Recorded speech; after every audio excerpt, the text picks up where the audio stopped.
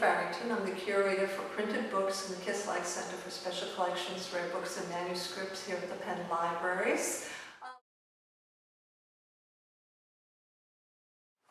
The two collections came to Penn at just about the same time. Penn professors David Stern and his wife Catherine Helstein had dinner with their good friends William and Lisa Gross.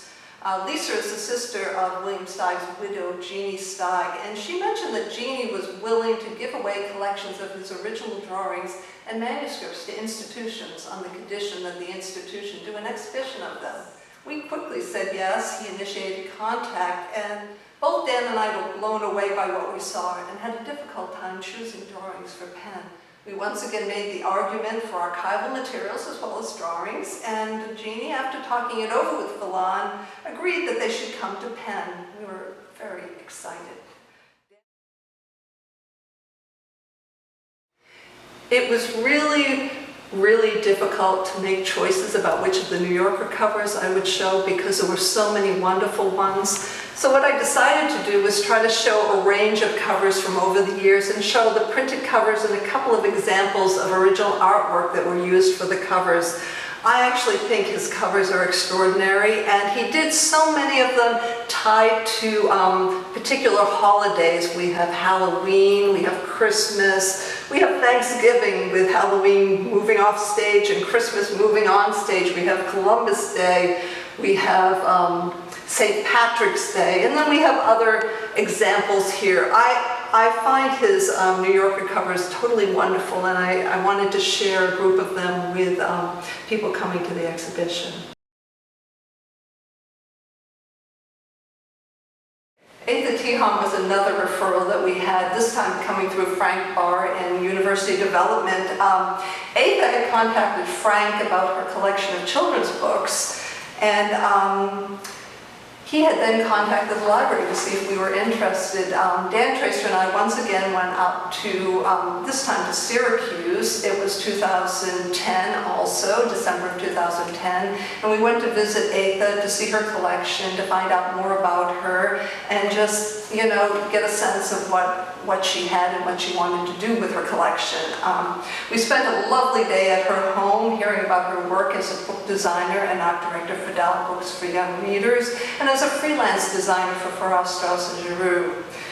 We that day expressed strong interest in having her collection at Penn, especially as we had been working towards bringing in more and more children's books collections at that time, and this looked like an ideal collection that would fill in an area that we didn't have much material in. We signed the gift agreement in 2014 in anticipation of this exhibition as well, and I've been working with Susan on trying to think through what the exhibition would be and how it would honor her aunt.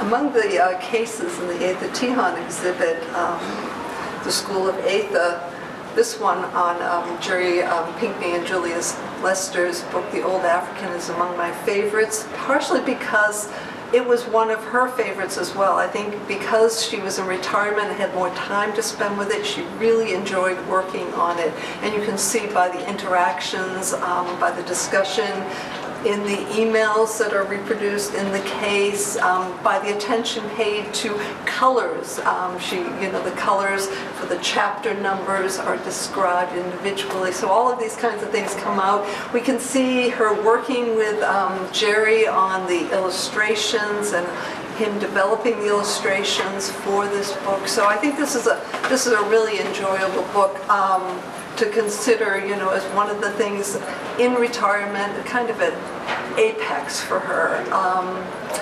I'm just going to read a brief quote here. I love this quote that Pinkney wrote about her lessons becoming part of his bookmaking DNA. He said, "And so it was and is today when I sit down at my drawing table to begin a new project. Along with the drawing pad, pencils, and markers are Atha's rules. Respect the book's gutters, honor the trim size, and make sure the central characters connect with each other." Excellent.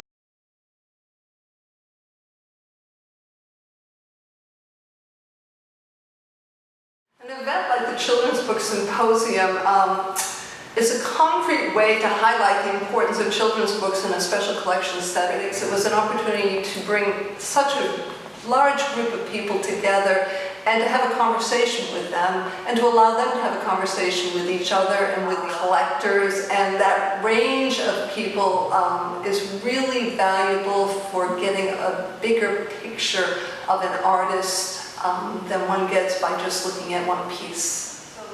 I find those kinds of symposium conferences to be the most valuable, those that bring together people from a wide range of disciplines who are all focused on a particular theme, topic, or something of that nature. Go ahead.